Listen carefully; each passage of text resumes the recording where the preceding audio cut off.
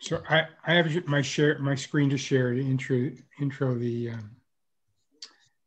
today's speaker. Yep. Morning, everyone. Morning, Chris. Good morning. Morning. Morning. Morning. Hi, Heather. Morning. Welcome to our club. Thank you for coming. I'm Joe, the guy who you've been talking to.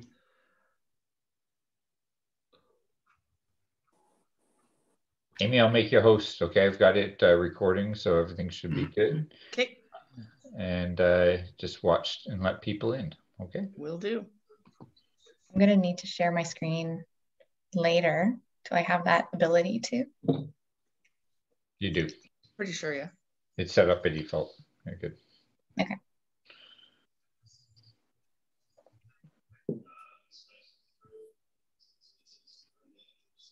Oh, Steve Burnett. Yes. Sorry, I got a call last night from somebody from St. Vincent de Paul. I guess your name was on there as possible deliverer for groceries.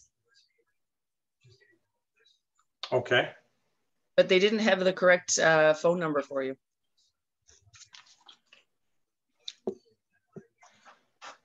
Yeah, I initially said that I'd be willing to participate, and then they changed the time. So it's during the day Wednesday, right? So yeah, I'm working.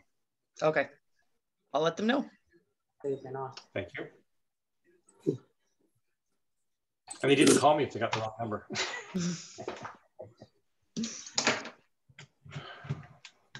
How was your birthday, Steve? Pretty good. Yeah, well, like I worked a long time, but then afterwards, Tori and the kids took me down to 99 King, and we had a nice meal. It was good. I see you were crowned. Yeah, they do that.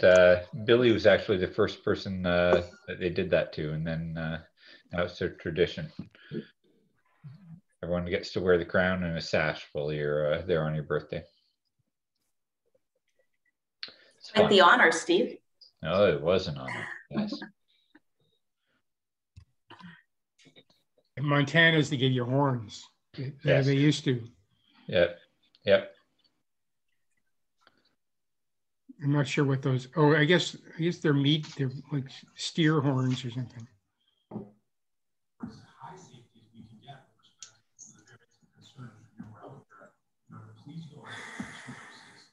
We should have some music for this intro, like this thing where we're all waiting. Like, you're the admin guy, Joe. You're in charge of it. This is true. Amy, you have some like stock music that you would probably play for when people are walking in the door and stuff. Right now, I got Boom 97.3 on the background.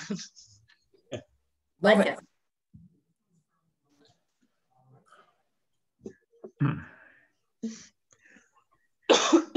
Is 99 King the old village inn? That's right. Yep.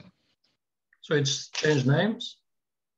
Yes, and owners. Yep. And owners. Okay. So a whole lot of new restaurants in town. We should do a thing at a meeting where we have speak to a whole bunch of them. Let them tell us about their places. There's a new place where the old Toasted Walnut was.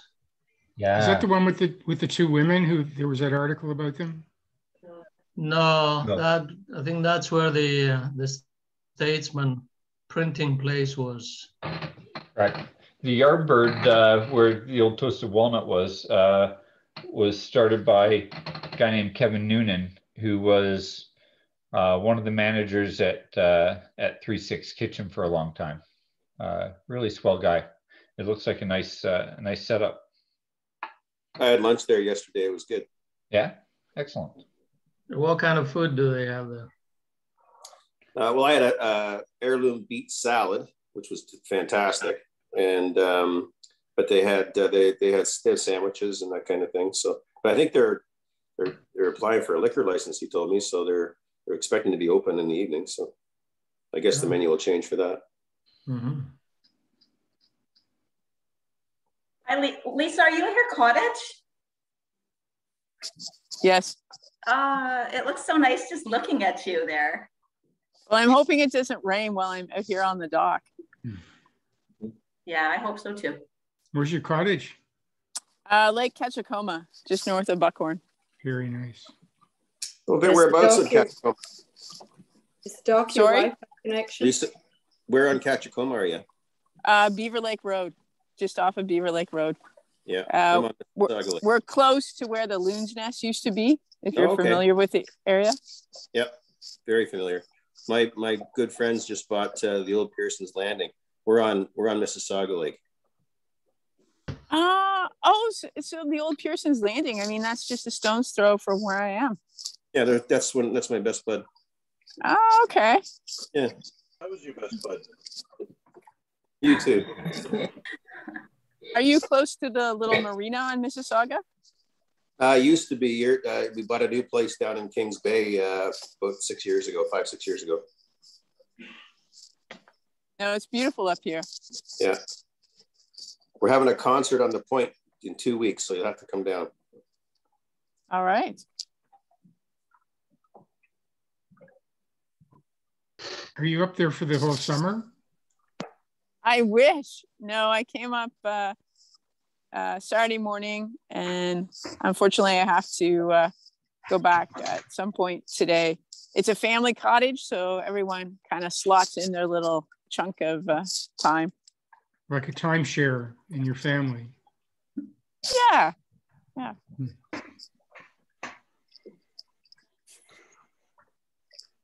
Were you there for the heavy rain last week? No, I missed it. Yeah. All right.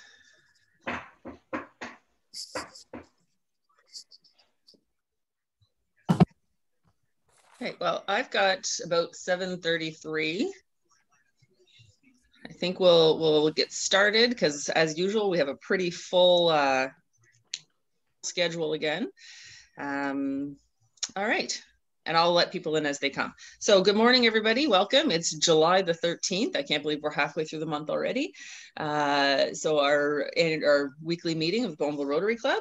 I want to welcome we have a couple of guests this morning. We have Heather with us, who will be more formally introduced a little later, and Shekinah from our summer squad is here with us. So thank you, ladies, for joining us.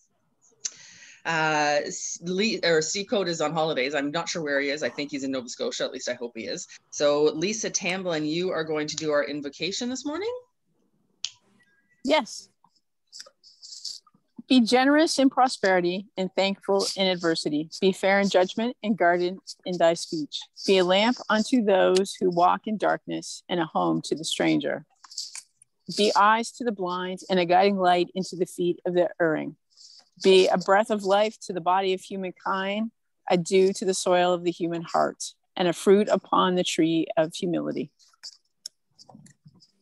Thank you, Lisa. I love it. Very nice. And we'll have a toast to Rotary International. Toast. And to service above self. Service above self. Our land acknowledgement. We'd like to acknowledge that here in Bowmanville, we are on the territory covered by the Williams Treaty, and that this land is the traditional territory of the Mississaugas of Scugog Island First Nation. We offer our gratitude to Indigenous peoples for their care of the land and their teachings about our earth. Pauline, would you have any birthdays or anniversaries? Yes, President Amy. Today, Paul Morris is celebrating his birthday. And on Thursday, Jennifer Foley is celebrating a birthday.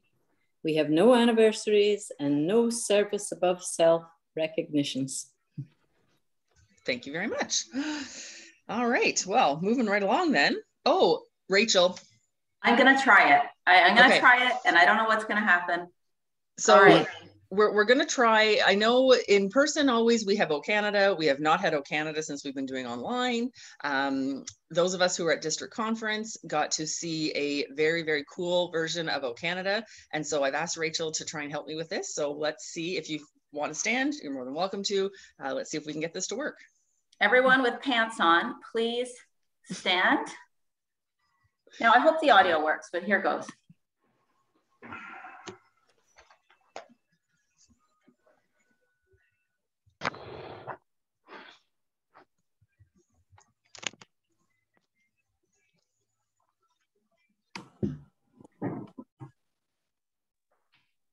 to share your screen, Rachel?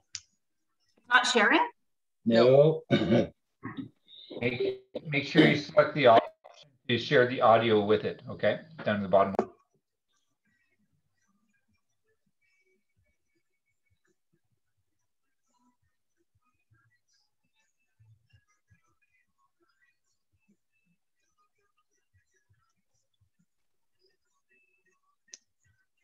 I don't know if I can do it. I've completely got us right out of Zoom even. But the thing instead. Share a screen. Okay, I'm gonna learn how to do this. So where do I do the audio, Steve? Bottom left-hand corner, it's share with audio or something like that. Once you're at the share your screen, and it's giving you the option of what to share. Share. Oh, okay. All right, we're gonna try this again. I'm sorry. All right, here we go. Got it. We're gonna back up. It'll be worth it when it's gone. Promise it.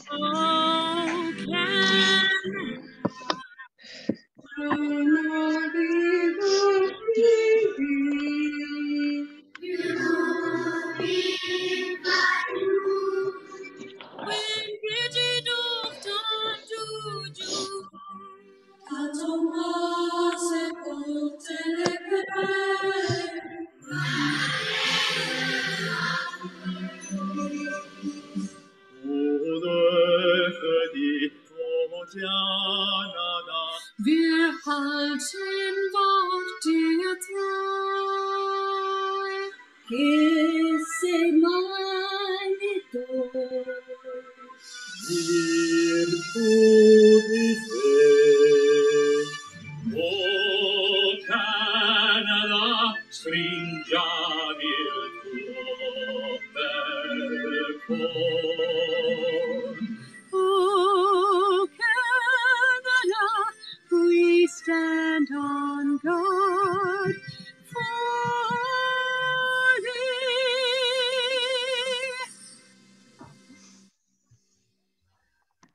Excellent. Thanks, Rachel. Did it. Very good. That's really good. Okay. So it wasn't on my list. That's why I almost forgot. I got to write things down. Okay. So over to Joe, who's going to introduce our speaker for us this morning. And I'm also going to share my screen. I hope I do it properly. Can everybody see that? I think you might be able to see that. And I'm even going to do that. There we go. So this is a shot of the, I'm having trouble seeing that. There we go. This is a shot of the West Side Marsh. Familiar shot, fishermen. I took it last spring, and what really struck me was how low the water is. You can see that. And here's another shot, this guy right out into the water. And so it struck me how low it was. And I thought, gee, you know, maybe I should take a look underneath the bridge, and you can see the high water mark, and you can see where it is now.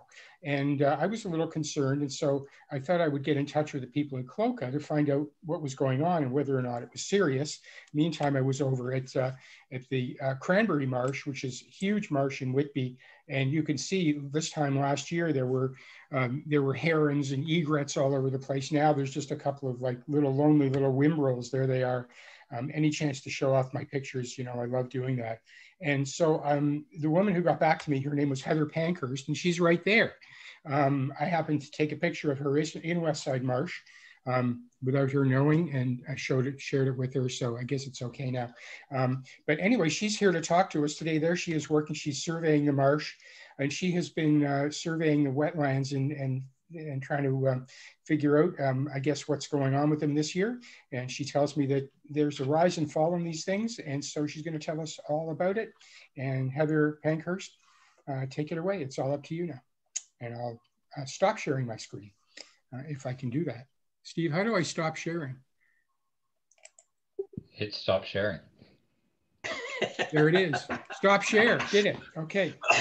There you go. So Heather Pankhurst, she's a wetland biologist, and she's from CLOCA, and she's with us this morning to talk about the wetlands, about why they're important, and what's going on with them this year, and why the water's so low, and whether or not we should be concerned. All right. Good morning, everyone. Thank you for having me.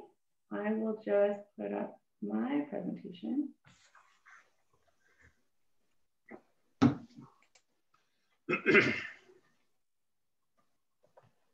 All right, can everybody see that? Yep. Okay, great. I'm just gonna move this. Okay, so I'm going to talk to you a little bit this morning about the coastal wetlands in the Durham region, how we monitor their health, and what the impacts to those wetlands are and how things are changing. So why are wetlands important, and why should they be important to us? So they're nature's defense system. They protect us from water pollution by cleaning our water, from flooding by reducing water sent downstream, from drought by holding water when conditions are dry, and from climate change by reducing greenhouse gases.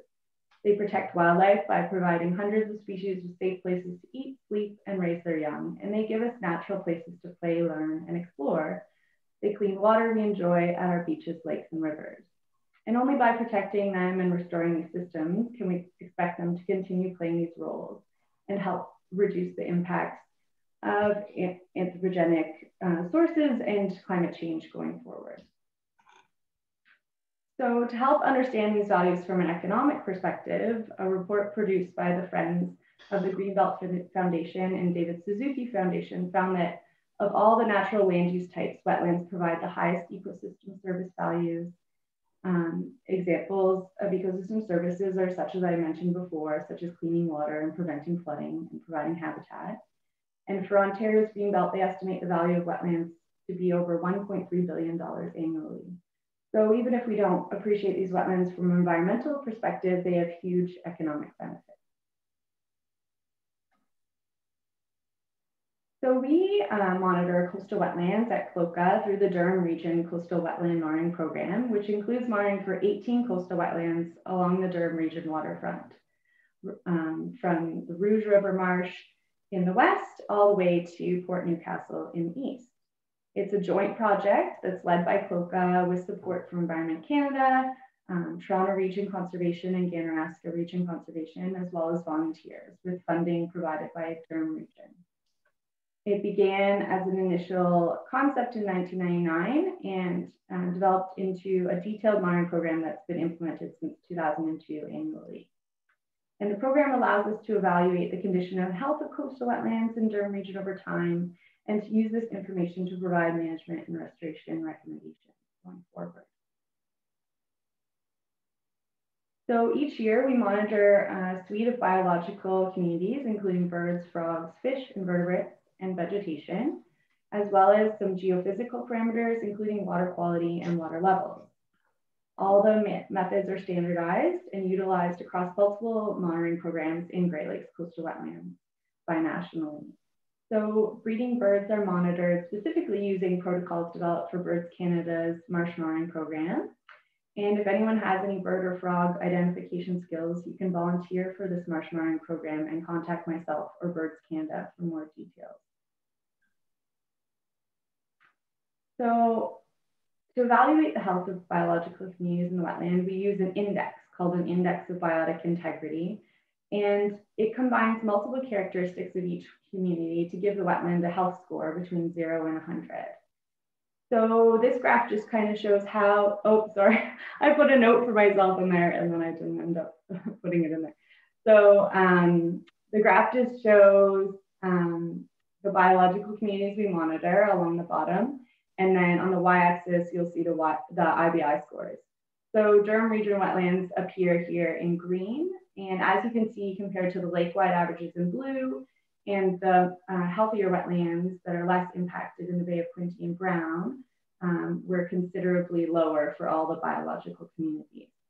Our coastal wetlands are located in primarily urban areas, many in highly developed watersheds that experience many impacts to ecological health.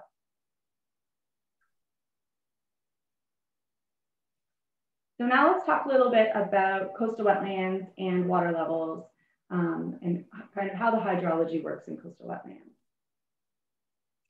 So to give some background, wetland hydrogeomorphology just really categorizes wetlands based on their formation on the landscape and where their water comes from. So Durham region coastal wetlands are predominantly barrier beach lagoons and drowned river mouth wetlands. So barrier beach lagoons, such as Cranberry, Pankhurst, and the McLaughlin Bay marshes, are wetlands that form behind a sand barrier. And because of the barrier, there's reduced mixing of Great Lakes waters and the exclusion of some coastal processes within the wetlands. Water discharge from upland areas may also contribute significantly to the water supply. In drowned river mouth wetlands, such as Lind, Corbett, and Westside and Bowmanville, Fort Newcastle, and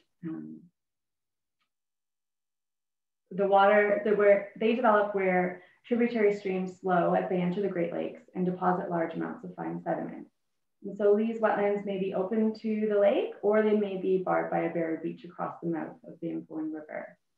And the water of these wetlands can be affected by both the Great Lakes and river water, depending on Great Lakes water levels, the season, and the amount of precipitation, and whether that barrier beach is open or closed to the lake. Now, when we look at wetland zonation, we're really talking about the wetland communities found within coastal wetlands and how they fall along this water level gradient. At the landward drier side, we see a gradient from forested swamps to thicket swamps to wet meadows that are typically just seasonally inundated with water. Then in the shallow water zone, we move to emergent marshes and then shallow aquatic communities dominated by submerged and floating vegetation. And then we move to deeper waters, typically over 2 meters, of the harbors, bays, and lakes. Typically in coastal wetlands, we see wetland migration as water levels change. And water level changes we see over decades in the wetlands. So in high water level years, wetlands migrate landward with expansion of those aquatic communities and the dieback of dominant emergent and woody plants. And as water levels recede, we see regrowth of diverse meadow marsh and emergent marsh vegetation from the seed bank. And then in low water level years, like this year, woody plants begin to expand and dominant emergent species begin to take over. These fluctuations over decades between high and low water levels allow for vegetation dieback and regrowth and promote this vegetation and habitat diversity that we find in our coastal wetlands. So what can we expect in our coastal wetlands and what are the impacts that we see right now? So with a study of historic wetland loss, we've seen that over 33,000 hectares of wetlands that were once found in Durham region, only 12 of those 33,000 hectares, only 12,500 hectares of that, or 38% of them, have been lost by 2002.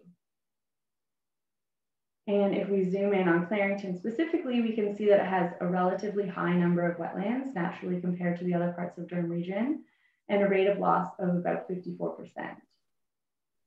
So the point to emphasize here is that a lot of wetlands have been lost, making protecting and enhancing our remaining wetlands critical to keep them functioning as they are today.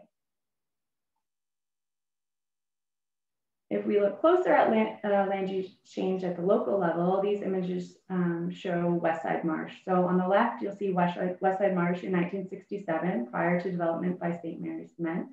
And then the right is a image of Westside Marsh now. So you can see the considerable losses that have occurred with that wetland. Our wetlands are also impacted by a variety of stressors that result as from land use change, as well as other human sources.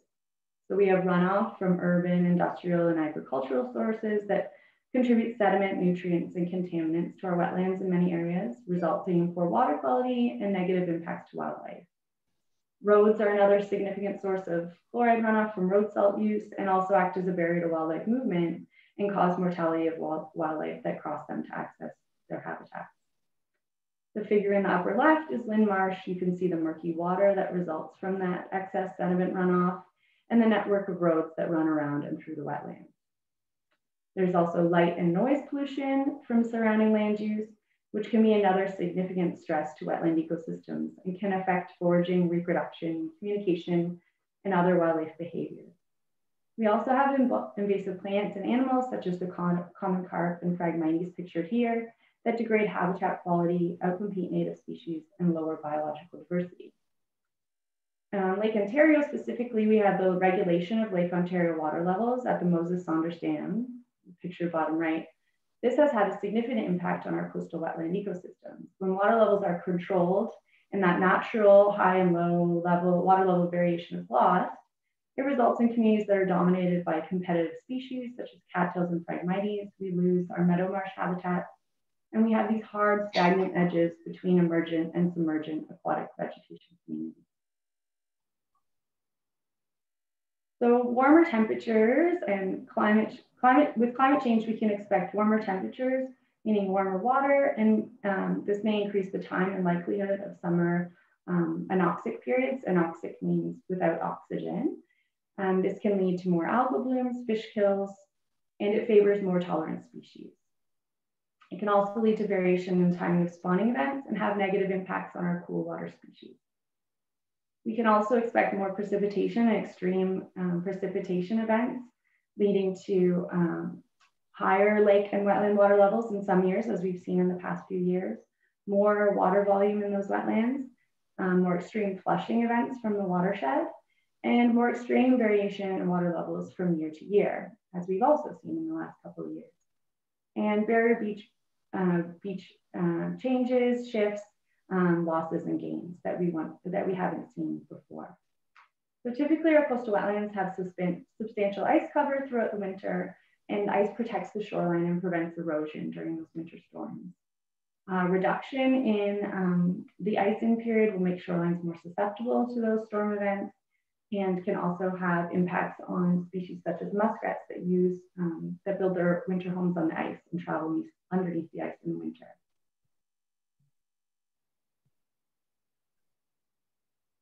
So another impact to wetlands as a result of climate change and development is a barrier to wetland migration. So when I talked about wetlands moving landward in high water level years and moving down, towards the water and contracting in those low water level years, we have some impacts there. So you can see in Figure A, a healthy coastal wetland. When water levels rise, the wetland and the aquatic communities move landward along a gradual slope of land. But this typical wetland migration is lost when the highs and lows are moderated through the regulation of Lake Ontario wetlands. And we have these hard cattail edges that develop, creating that nick point. When we develop around wetlands, creating a steep slope, and we have roads and development, so those wetlands can't migrate landward. And when climate change occurs rapidly over several decades, also has impacts to that wetland migration. So what can we do to protect our coastal wetlands? So there's a number of things we can do as organizations and individuals to protect our wetlands from these impacts, and as well as climate change. CLOCA is working to protect, enhance, and restore our natural areas and wetlands through the use of sound watershed planning. And as individuals, we can get involved in a number of groups and initiatives to make positive change. And together, we can make changes in our practices and our daily lives to reduce our emissions and slow the effects of climate change going forward. Okay, that's all for me today. Anyone have any questions? I'm sure there are questions, Heather. Joe, I saw you. If you can unshare your screen though. Yeah. Oh, okay. Sorry. This happened. This can't see everybody. Yeah. So this has happened to me before, where I go to maximize my screen and then it disappears. I'm sorry. Trying to. Oh my goodness. Okay. Sorry, it's gone into another view, and now I can't get to the part where I stopped sharing. I am no help. Okay. Amy, you might be able to click on share screen at the bottom and of course an unshare. And Heather. Okay, yep. Oh, yeah. Oh, no. Yep, got it. Sorry, it went into like, it split and then I couldn't find the other box. Okay. All right. Joe, you had a question? Sure, I always have a question. Yeah, Heather, I don't know if this is your bailiwick, if you want to comment, but there's a lot of controversy right now about the government's use of MZO. I guess that's ministerial zoning orders. I think that's, I've got that right. And specifically targeting a number of wetlands and floodplains. How concerned are you, and how concerned is CLOCA about that? You see signs all over the place from people and organizations putting it up. How concerned are you that wetlands are at risk from that kind of development? Yeah, so I guess, how do I put this? So we are concerned in the way in which MZOs are used currently and the rate at which they're being used. So typically they were put in place, you know, really to be used in emergency situations, like say you had a building collapse and you needed to, you know, rebuild or, you know, circumvent some different, going through different processes. But right now they're being used in a bit of a different way. But as a conservation authority, we, it kind of trumps our abilities to protect those places, right? Once there's an MZO, that kind of trumps everything else. So, and the MZOs so the best thing you can do is, as individuals and you know, public organizations, is really get your voices out there and be heard to get those, you know, to protect those places where you have concerns. And that has worked in some situations, as we've seen. Yeah, because, you know, as you were saying there, you know, wetlands are so key to the environmental health of the earth, I guess, you know. Yeah. And it's just me, I hate to get on a soapbox, but, you know, when you see that, you know, the government is basically impinging on CLOCA and you know, putting these wetlands at risk, there's in many cases that's our salvation for the future. So it worries me. Yeah. Chris. Okay, here's my question.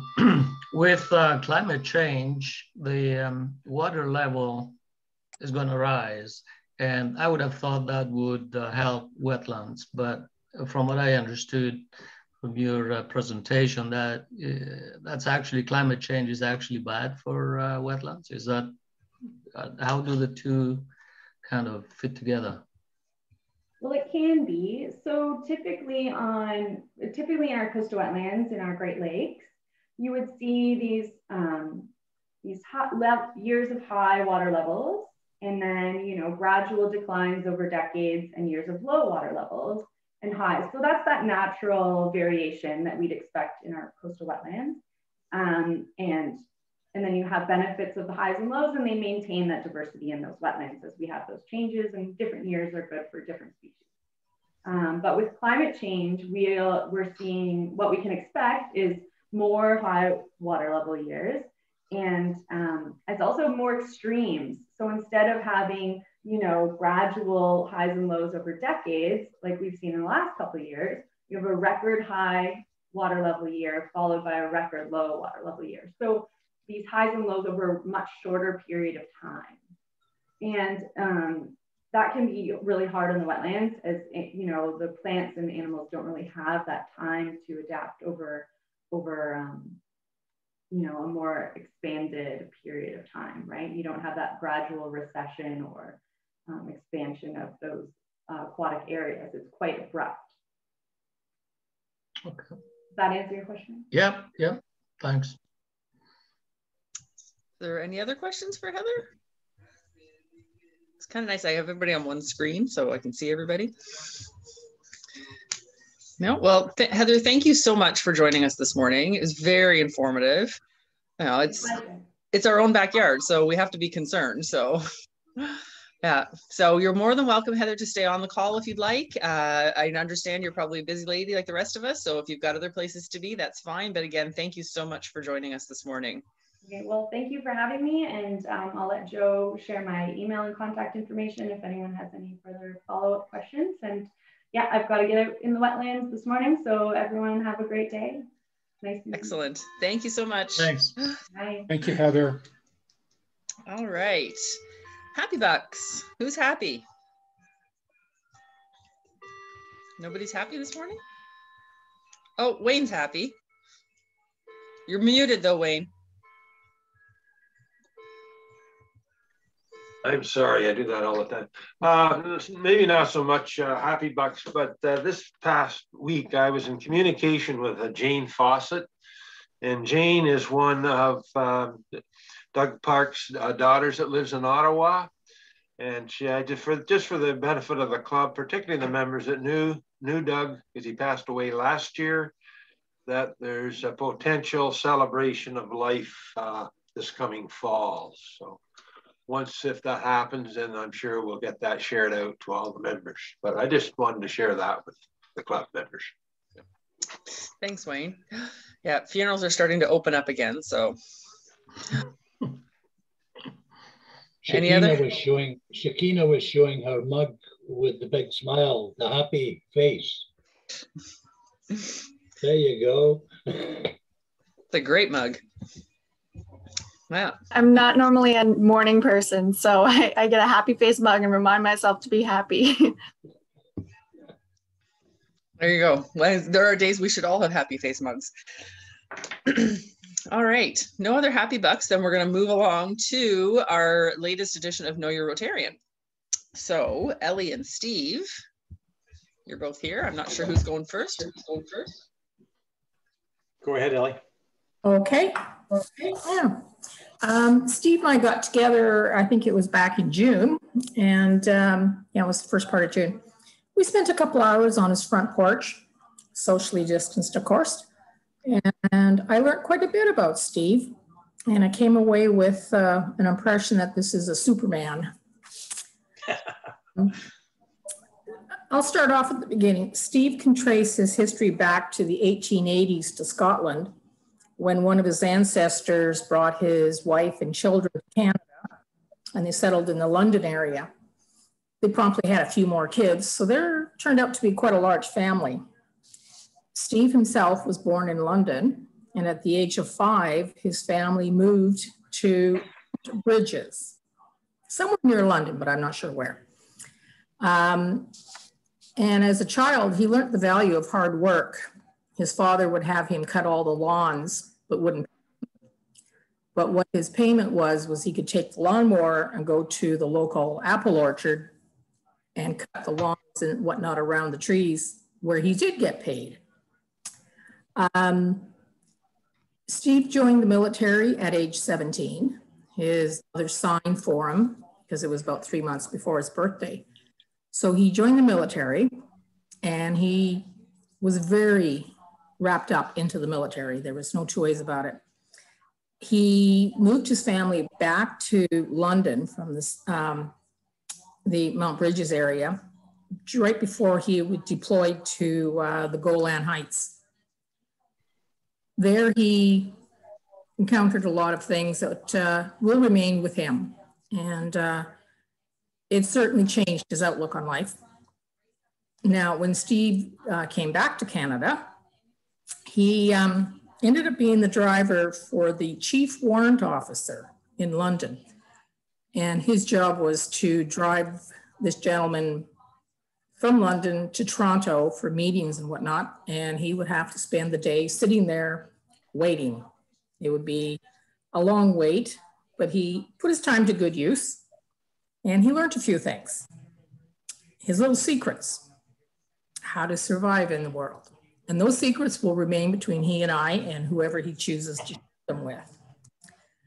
While he was in the military, he attended college, and he was taking the law and security with the police as a major while he was there. And he ended up putting this education to good use. When Steve switched from active duty to the reserves, he ended up being a military police officer while in the reserves.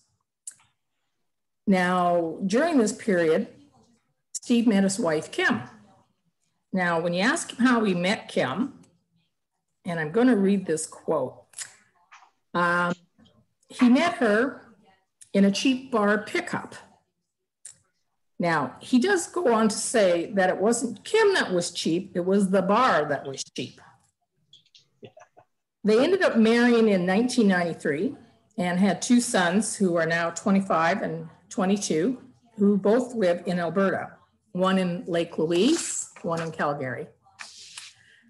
Kim is an early childhood educator, which I'm sure came in very handy while she was raising their two boys. And during that period, she was a stay-at-home mom, but she has returned to full duty and is very busy doing her job. In 1995, Steve joined General Motors in London, and keep in mind, he was still a reservist. So he now had 2 jobs. He started working as security at GM because of his background. And then he became a production foreman for the last 3 years in London. He then transferred to Oshawa in 2002 on the 3rd shift at the car plant. And he stayed there until 2019. And the small world steps in because as Steve and I were talking, we discovered we knew quite a few people in common from when I worked at GM.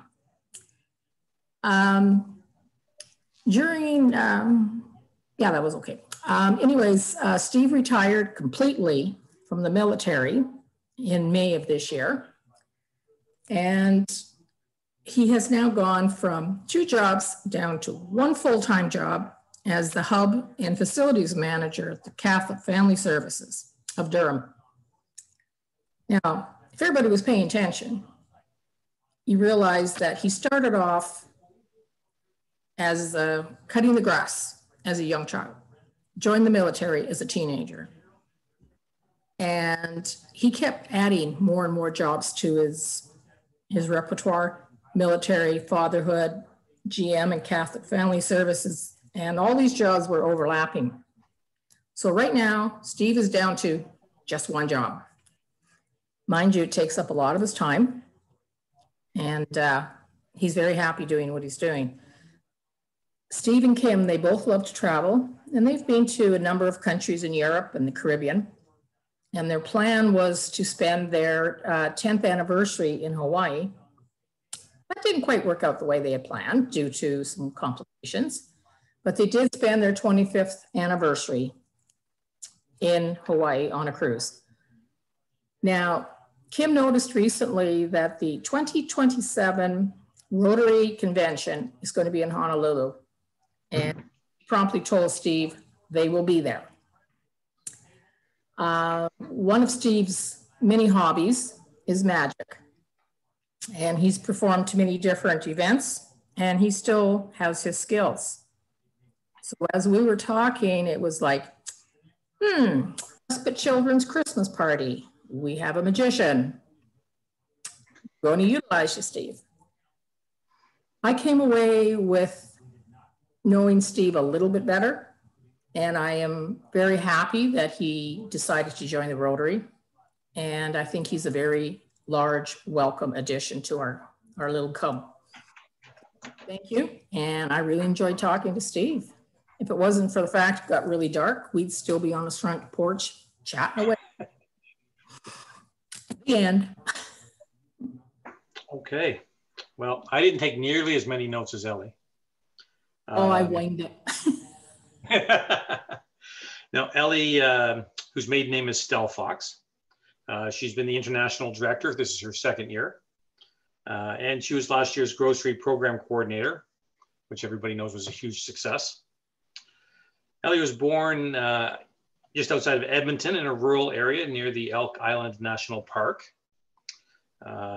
Growing up, she had a moose as a pet. At the age of 16, she graduated high school, and at 17 moved to Ontario, to Port Perry. Met her husband, Tim. They started dating at the age of 20. They were together for, I guess, 43 years total, 31 years married. Unfortunately, cancer has taken Tim from us early. She's been back and forth across the country. She was back out to Alberta. She's got her Bachelor's of Arts, and she became a programmer for the University of Alberta in Edmonton. They returned to Ontario so that Tim could help build Darlington Nuclear. When he was 38 years old, after being back here for 3 years, he was injured. So Tim ran the house and Ellie worked. Tim's been gone for 11 years and she misses him every day. She has had an older sister, a younger sister, and 3 brothers, and unfortunately, Ellie's the only one left. A lot of heartache. She has 1 stepson and grandsons that are identical twins. They're 26 years old. Her working career went from being a programmer at the University of Alberta to working at the truck plant for 15 years as a contractor. Was laid off in 2008, was back into Toronto. This quiet lady is a shaker and a mover in everything she's done. She was working for a company in Toronto from 2009 to 2016 when she was off medically, where she still is. They've hired several people to replace and do the work that Ellie was doing. So understand a little bit of burnout. And on an interesting note, Mount Stelfox was named after her Uncle Henry. And that's all I have written down about Ellie. We had a fantastic chat for a couple of hours. It was very nice. Thank you. Thanks, guys. Thanks, Dave. This has been a great addition, this Know Your Rotarian, at least until we can get back to in person where we can actually sit down and chat with people at a table. Next on, we're moving right along here, guys. Jennifer, you have a community report for us this morning. I do, and I'm going to try sharing my screen.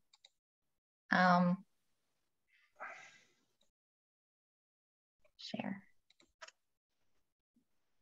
Let me know if you can see it. We can see it. You can see it? Yep. Okay. So today I'm going to share a bit of a different community report. I'm going to focus on outdoor activity in Clarington and Bowmanville specifically. And we're going to talk about bike lanes.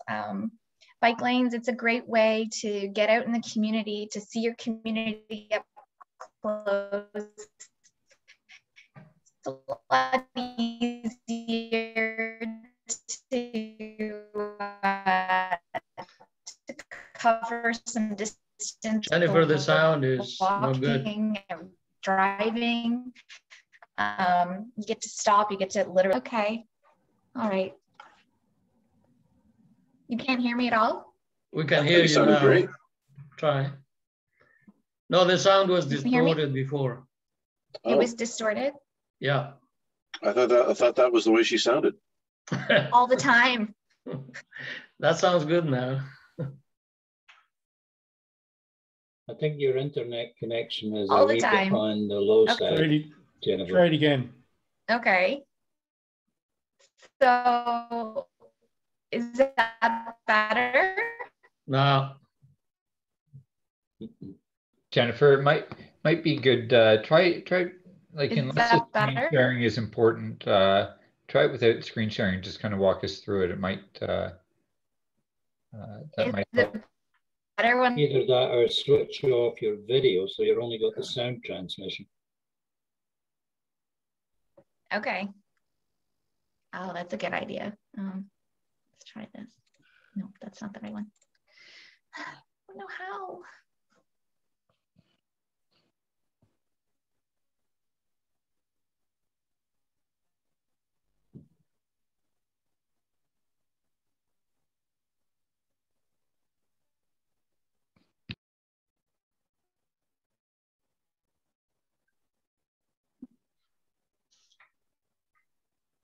shoot. Oh, there we A go. little bit better? Better. Is that better? Yep. Okay.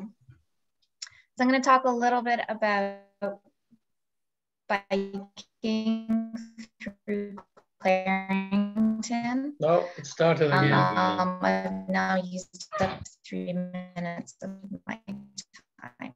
Okay. So,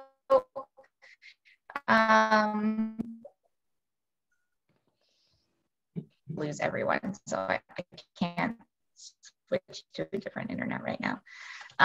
We have Tourism Clarington. This is the cycling map with the different routes that you have available to you in Clarington. We have Curtis up to Tyrone and Enniskillen, and all the way over to Newtonville and Port Granby, which is the eastern portion of Clarington. As you can see, there are quite a lot of bike routes that are available. If we zoom in specifically to the Bowmanville area, there are 3 bike routes that focus on Bowmanville. The first is what they would consider an easy route. It's easy because even though it's long, there's not a lot of elevation change. There's a moderate route, which is a bit shorter, but it has a little bit more elevation. And then of course, there's the challenging route, which is 75 kilometers long. The thing about these bike routes is most of them share the road and don't have dedicated bike lanes. And so if you're like me and you like biking with your kids, or you're not really comfortable sharing the road with cars who can be disrespectful to bikers, you know, I'm not terribly comfortable driving and riding my bike on the road. So there's some other options that are available to us. This is a map of the Great Lakes Waterfront Trail. And as you can see, it's quite extensive. And the portion that we'll be focusing on is section number 3, which is the Durham region section.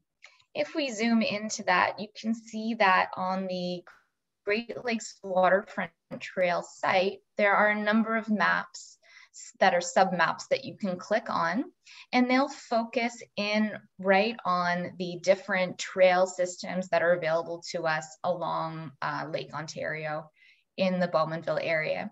And even though some of those do share the road, wherever possible, those are off-road trails right along the waterfront.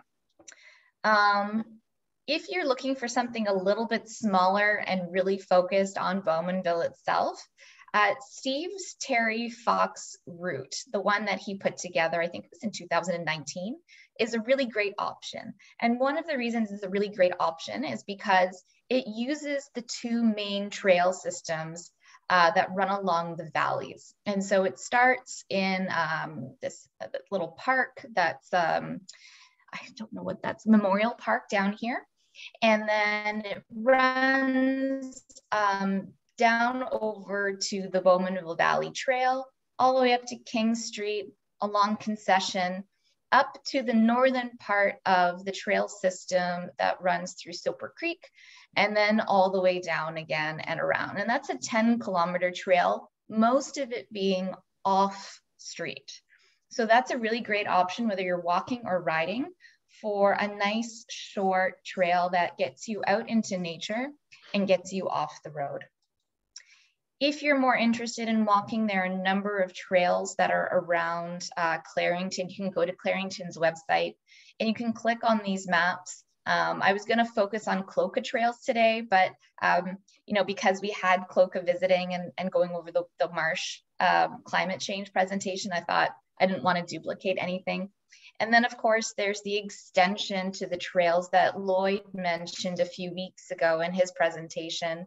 This is the new trail underpass that extends the Bowmanville Valley Trail. So you can go under the 401 now, south of Baseline Road.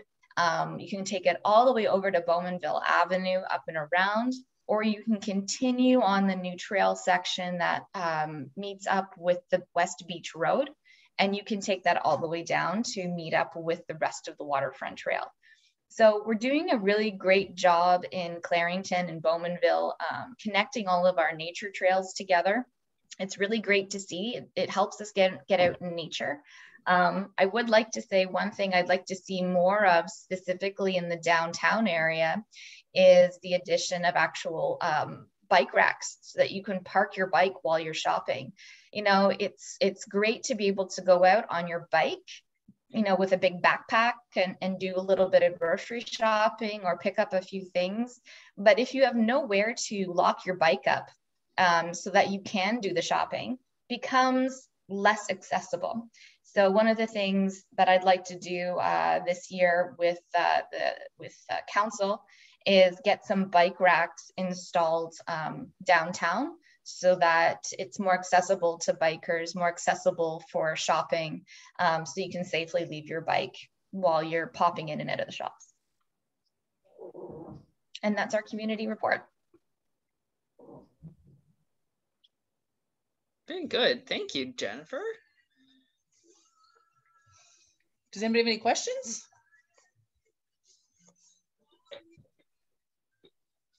Oh, there's everybody. Lovely. All right.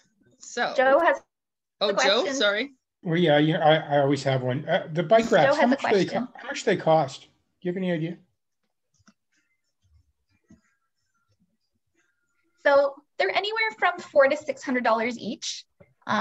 You can get them so that they can be pulled out in the winter so that you can facilitate plowing, and they could be reinstalled when the snow season is over. So there's some options. You can also get, Orono had a project where they put in bike racks that were artistic sculptures. So there's a lot of different things that you could do to beautify the racks and to make them multi-purpose. Can't wait to see your presentation. Something to think about, community services committee. Maybe we can put some Rotary bike racks around town. Yeah. All right. So announcements. I just want to remind the board that we have our first meeting tomorrow night, 7 o'clock. I think I will send out the agenda and the Zoom details today. I'm sorry, Phil, I'm still working on how to set up a recurring meeting. I'm getting there. Shekinah, are you still with us? There she is. Do you have a report for us for the summer squad? Unmute. If I can get unmuted. Yes, I do. So I believe the last update that you received was last Tuesday's meeting. I think Kaylee attended. So on Wednesday, we went to Life again, like we do every week. And someone had asked us to ask the people there what sort of necessities they need, because we don't want to overwhelm them with stuff that they don't need, that they can't store. So we were asked if they would accept makeup. I asked, and they said yes. The women there would absolutely love makeup. So I believe Kim contacted Shoppers Drug Mart, and they're going to donate a whole bunch. But if members of the community want to donate like unopened makeup, that would be much appreciated. And then she also mentioned that they are completely out of hand lotion. Now that might not seem like a big deal to some of us. Like I personally, I can live without hand lotion, but when you're living on the street and you're under the hot, dry sun all the time, your hands can get really dry, and they can get cracked. And so hand lotion is really nice. So if anyone wanted to donate some of that, that would be a real blessing to them. And then we picked up some dog and cat food from Wren's Pet Foods. So it's just past the Whitby border. They were able to give us food that had been returned. So like if someone's dog didn't like it and they opened it, they can return it to the pet store, but then the pet store can't sell it. So they donated that to us. It's perfectly good food. And the people that attend Life were very grateful that they could give that to their animals. And then Thursday, we volunteered at the Salvation Army in Bowmanville. And we were supposed to be there the whole day, but we were so efficient that we finished all our work before lunch. And we got the rest of the day to plan our events and such. And then Monday, Kaylee and we did our respite visits. So we visited five children and youth. And that was really fun. A little warm because it kind of got sunny in the afternoon, but not too bad. And then we've got a couple events that are coming up. So you may recall that I am planning a drive-in movie. So that is next Tuesday. I posted an event on Facebook, and then I'm gonna, put some more advertisements out there today, just to, get the word out so people can make reservations, and it's gonna be really exciting. We're gonna play Finding Nemo. I think that's a pretty popular choice. Everyone likes that movie. It's pretty classic. And then I believe Doriana is planning a holistic day. So I think it's the week after. I'm not quite sure.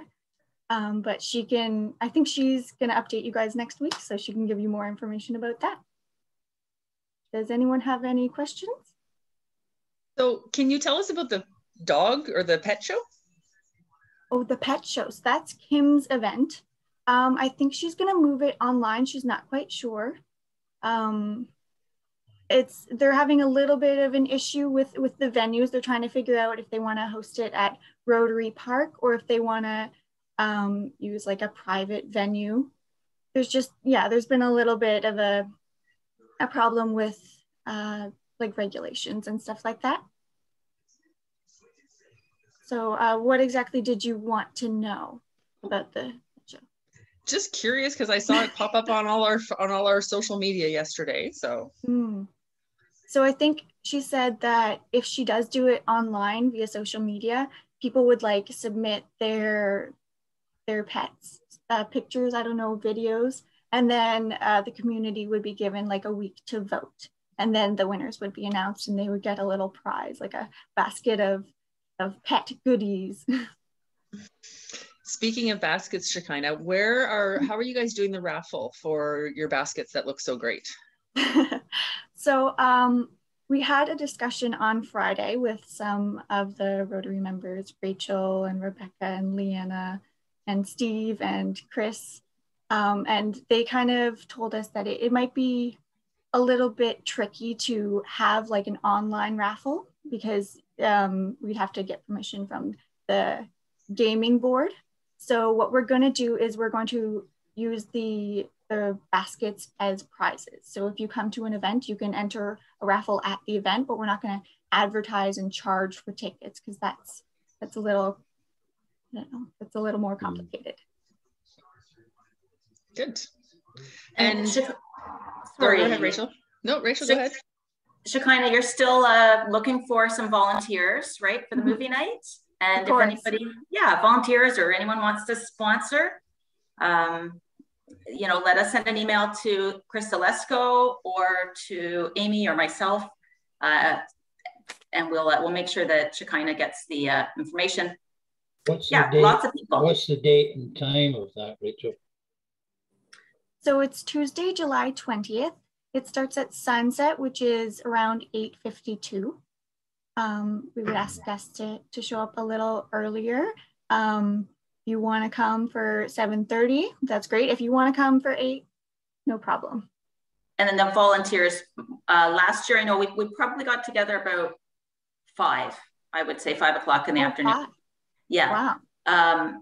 Now we didn't have everybody there at that time, but more just figuring out how we were going to set it up. We probably don't have to go this is year 2. So we've got it under our belt, but there will be a couple of us early, Shekinah, just hanging out with you.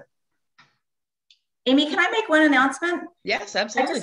I just want to remind everybody, Tuesday talk tonight. If you, hopefully some people signed up, but if not, you still might be able to with the district. Tonight's Tuesday talk starts at 7, I believe. And it's really just, I believe it's an overview of everything we can expect upcoming in our 7070 for the upcoming year. So tune in and follow your district site, because there is some good talks coming up, and the Tuesday talks last year were fabulous. So tune in. Good. One last question, Shekinah, is if we do have donations, where can we drop them off? How can we get donations to you for life? Oh, for life.